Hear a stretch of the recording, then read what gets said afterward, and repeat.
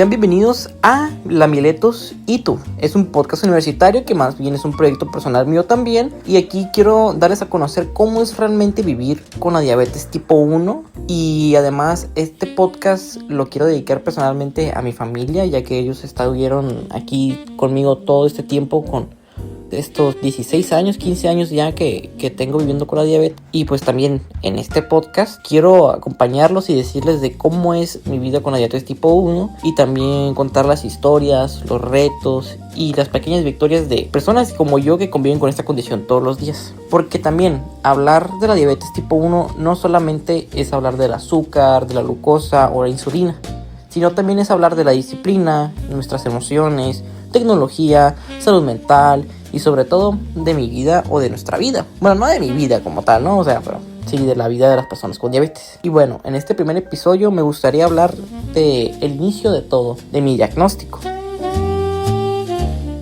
Este es un momento que cambió mi rutina en 1000 veces y en 1000 maneras distintas. Mi manera de pensar, hasta la forma en la que yo voy a ver el futuro, de hecho. Así que amigos con diabetes o que alguien de tu familia que tiene diabetes tipo 1, ese es un espacio para ti y para que vamos a entender a cómo sentirnos y aprender juntos. Y bueno, me gustaría iniciar con ¿qué es la diabetes tipo 1? Y primero que nada hay que aclarar. La diabetes tipo 1 no se causa por comer mucho azúcar o comer una dieta que no es balanceada. No es igual a la diabetes tipo 2. La diabetes tipo 1 es una enfermedad antiinmune. Lo que hace es que el cuerpo destruye las células del páncreas que producen la insulina. Y pues la insulina es la hormona que nos permite que la glucosa entre en nuestras células para transformarla en energía, ¿no? Y cuando no hay insulina, el azúcar se va a quedar en la sangre y eso causa problemas graves si no se va a controlar. Por eso una persona con diabetes tipo 1 necesita aplicar insulina todos los días, medir la glucosa, cuidar la alimentación, y es algo que no es opcional, que yo como otras personas tenemos que vivir toda nuestra vida diaria. Es algo que no podemos fallar con esas cosas. Y lo más impactante es que muchas veces el diagnóstico llega en la infancia o en la adolescencia y sin ningún previo aviso. Y es por eso que quiero que escuchen un poco de mi historia, de cómo fue este diagnóstico, cómo a mí en lo personal me pasó, y contarles mi experiencia con el diagnóstico, mi historia durante cómo estuve yendo con los doctores, después de todo el diagnóstico salí del hospital, y cómo ha sido mi vida a lo largo de todo eso, porque son 15 años ya de diabetes que yo tengo. Fui diagnosticado con diabetes tipo 1 el 1 de abril de 2011. Así que ya se imaginarán qué tanto tiempo yo tengo viviendo con esta condición que no se puede quitar y que no hay cura, pero que he aprendido a convivir con ella. No sobrellevar, a convivir, porque es algo que vamos a vivir siempre con ello.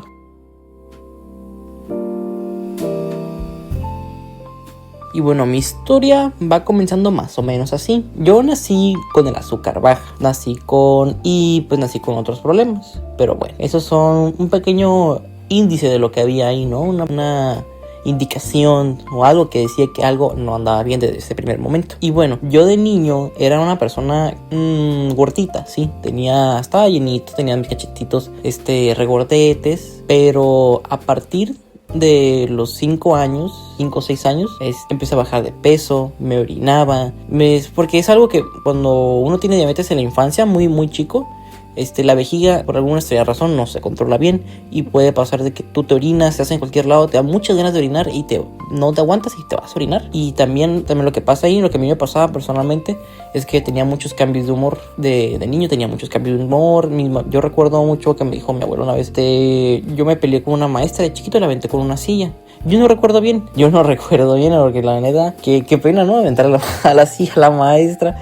Pero bueno, es una de las cosas que a mí me pasaba. Entonces, el momento en el que yo fui a caer al hospital fue en el 1 de abril de 2011. Justamente en la noche yo estaba con mi mamá y yo recuerdo que estaba ya para irnos. Le dije a mamá que no me sentía bien y que ya no quería comer porque estábamos comiendo pizzeta. Estamos justamente en la Soriana Forjadores, en la Soriana Hiper. Entonces, en el primer momento en el que yo di un paso, yo recuerdo claramente que todo se volvió negro. ¡Pum! Dejé de ver. No me quedé así en negro. No recuerdo nada. Solamente tengo como pequeñas visiones de lo que me pasó, y justamente me pasó algo que mucha gente dice que le pasa cuando estás como en una experiencia cercana a la muerte, porque justamente realmente yo casi fallezco durante ese periodo que estaba en el hospital que me llevó mi mamá. La doctora dijo que yo estaba muy grave y que yo pude haber muerto si no me llamaba un poco más tarde, pude haber fallecido. Y la experiencia que yo quiero decir ahí es que yo vi todas las escenas, o sea, yo un cacho de las escenas la vi en tercera persona, como si estuviera yo viendo una película, como si tú estuvieras fuera de tu cuerpo y tú estuvieras viendo lo que está pasando. Pero bueno, ya cuando yo me desperté de eso, yo estaba hospitalizado. Había muchos, yo recuerdo despertarme desconcentrado. Bueno, esa palabra, esa palabra que no sé muy bien cómo se dice, pero yo recuerdo estar muy aturdido, porque pues me desperté así de trancazo, vamos a decir, ¿no? Y yo recuerdo ver muchos doctores al lado mío. También recuerdo que me estaban picando con algo que se llama glucómetro, con la pluma del glucómetro para checar mis niveles de glucosa. Y ya fue que me volví a dormir y todo este show. Pero bueno, el punto es que en ese momento que yo me pude recuperar un poco dentro del hospital, me dijeron le dijeron a mi mamá, su hijo me tiene diabetes mellitus tipo 1 y esta es una enfermedad que ya no va a desaparecer de su cuerpo, porque es una enfermedad que va a vivir para siempre. Y pues desde ese momento las cosas empezaron a cambiar para mí y para toda mi familia, porque es una enfermedad que complica las cosas, sí, pero no las vuelve imposible. Por ejemplo, para un niño, justamente lo que a mí más en ese tiempo me dio para abajo, porque es que ya no podía comer dulces. Me dijeron, tú ya no puedes comer dulces, nada, azúcares, refrescos, nada. Me dijeron, nada de dulces. Como niño ya no puedes comer nada de eso, no dulces, no más paletas, no más palaquetas, no más nada de eso, nada de refrescos. Y eso obviamente a mí me dio para abajo, porque pues era una época en la que se acercaba el día de niños y yo quería comer con mis amigos, comer muchas cosas. Y yo ya no podía, justamente yo ya no podía. Y pues aparte también eran las idas recurrentes a los doctores, porque con eso yo tenía que ir mucho a los doctores, tenía que ir con el pediatra, con el endocrinólogo, y pues ellos siempre me estaban, por ejemplo, con el pediatra tenía que ir cada mes a consulta, y yo dejé de ir con el pediatra hasta los 15, 16 años, pero con el endocrinólogo yo ya no puedo dejar de ir, porque él es el especialista en ese tipo de cosas de diabetes y todas esas cosas. Y bueno, ellos fueron los que me inculcaron qué es lo que tengo que hacer, cómo es esto, cómo es aquello, cómo tienen que explicarme lo del glucómetro, cómo hacer la función con la insulina, ya que yo de chiquito pues tuve que aprender a inyectarme con la insulina, porque en un principio mi mamá era la que ella me inyectaba y yo no quería que nadie más me inyectara con la insulina, pero pues como mi mamá trabajaba, yo también tuve que aprender a inyectarme yo solito en una época pues no complicada, pero sí yo era muy chiquito, y recientemente como pues, con 6 años yo tenía, ¿no? Y pues aprendí a inyectarme yo solito. En esos 2 meses justamente de que me diagnosticaron diabetes, justamente esos 2 meses yo aprendí a inyectarme yo solo, porque no quería que nadie más me inyectara, porque cuando me intentaron inyectar, por ejemplo, me intentó checarme el azúcar mi abuelo, me dolió mucho y no dije, no, yo no quiero que nadie más, y yo preferí yo solo. Y pues fue un paso, para ser un niño chiquito fue un paso muy grande, la verdad. Fue un paso muy grande. Pero bueno, volviendo con el tema de los doctores, me inculcaron bien cómo funciona lo de la insulina, cómo tenía que inyectarme, porque también esto, la insulina no solamente es, me voy a poner ciertas unidades y esto funciona, no. Tiene que ir una escala en el que el endocrinólogo te va a poner cómo tienes que tú ponerte las unidades de insulina. Por ejemplo, ahorita yo me pongo 50 unidades en la mañana y 20 unidades en la noche. Y no solamente pues existe una insulina normal, ¿no? Existen varios tipos de insulina. Pero eso es un tema que voy a dejar en otro episodio. Pero bueno. Y así fue como me inculcaron de las cosas de la insulina, cómo me tengo que inyectar y todas esas cosas. Y pues eso es en un principio cómo fue el inicio, ese diagnóstico, cómo empezaron esas cosas en realidad, porque pues hay más, ¿cómo se llama? Pues más tema, ¿no? Pues, pero no quiero nada más hablar solamente de mi diagnóstico durante todo este periodo del primer episodio. Eso fue...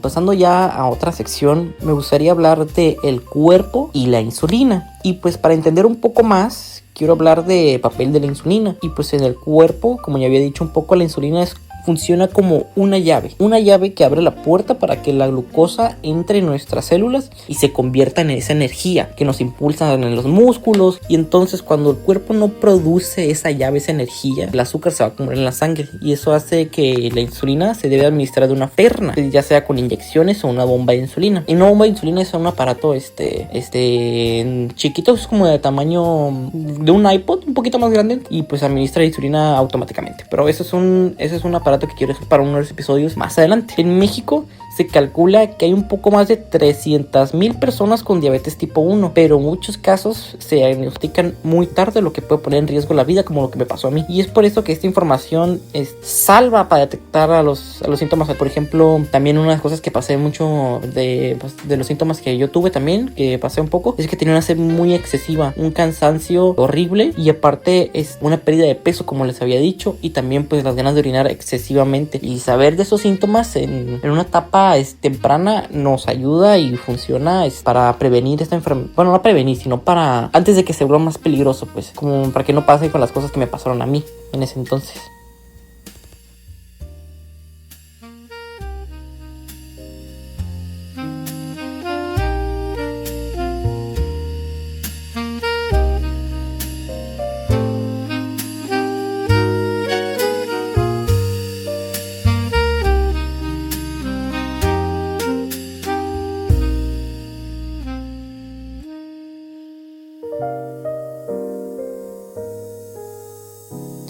Y pues más allá de lo médico, más allá de lo que nadie te dice del diagnóstico, también es que tiene un impacto emocional muy enorme. Muchos jóvenes van a sentir miedo, frustración o culpa. Por ejemplo, yo de niño me mandaron con un psicólogo y psiquiatra porque pues era una enfermedad para un niño muy grande, pues muy grande, que pudo tener un peso muy grande.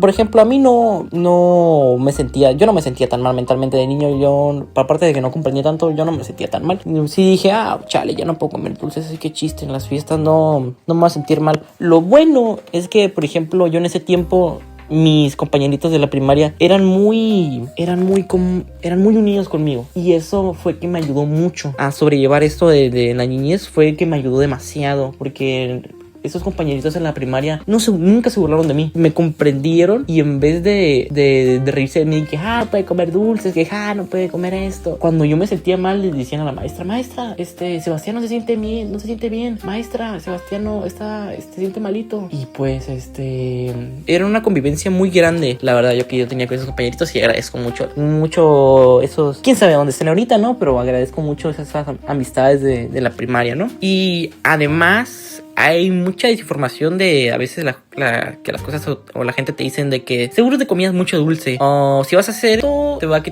te va a quitar haciendo ejercicio, y no es así. Pues también la diabetes tipo 1, como ya dije, es una enfermedad que no tiene cura, es una enfermedad crónica, pero pues se puede vivir bien con ella, como yo su servidor pues he convivido durante mucho tiempo, ¿no? Y pues lo importante es tener la información correcta, el apoyo y la actitud, más que nada tuya, para poder seguirte cuidando, porque si tú no te cuidas, tú eres la misma persona que te vas a llevar a la ruina. Es por eso que tú, persona con diabetes, yo me tengo que cuidar mucho, y yo tengo que tener siempre presente de que las cosas que yo hago tienen que ser con un cuidado para mí, no por nadie más, sino para mí, porque pues mi cuerpo es más delicado que el de los demás. Por ejemplo, con la diabetes tipo 1, tu cuerpo, las heridas no sanan igual.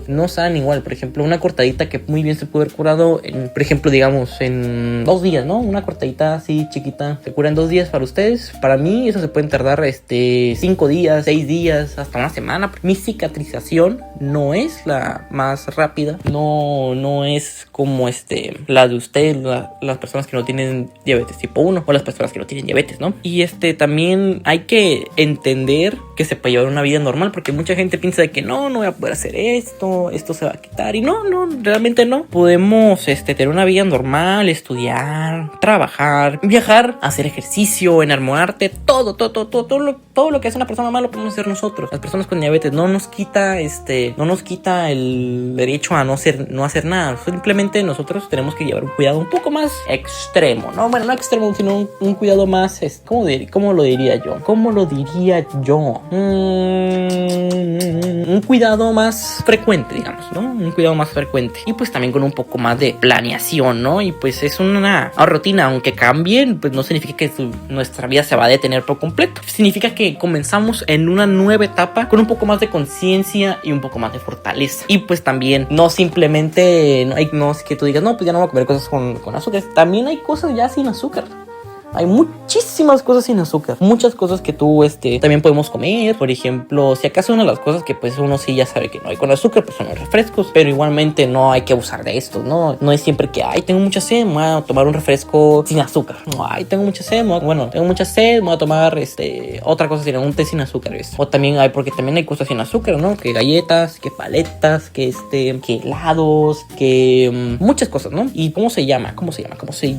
También no podemos tomar lo que es el alcohol. Bueno, no es que no podamos tomar, sino que porque de tomar podemos, pero como siempre, yo tengo muy presente una vez lo que me dijo un doctor, pues yo tomo, porque también era un doctor con diabetes tipo 1, y yo estaba en una plática con un grupo de diabetes tipo 1, y a mí se me ocurrió la gran idea de decirle, oiga doctor, usted que tiene diabetes tipo 1 y ya es grande, ¿usted puede tomar? Y me dijo, yo no, por lo general no tomo, pero cuando yo llego a tomar, me tomo nada más una lata de cerveza, y me dijo que eso es todo, pero pues regularmente yo no recomendaría tomar cerveza a las personas que tienen diabetes. Yo no lo recomendaría porque pues también nuestro hígado se puede no echar a perder, pero sí puede dejar de funcionar un poco más sencillo, pues no ¿cómo se llama? No deshace las células del alcohol más fácil que los demás, pues. Y es por eso que mejor no hay que tomar alcohol, también una de las cosas. Y pues también ya para darle a lo último, quiero agradecer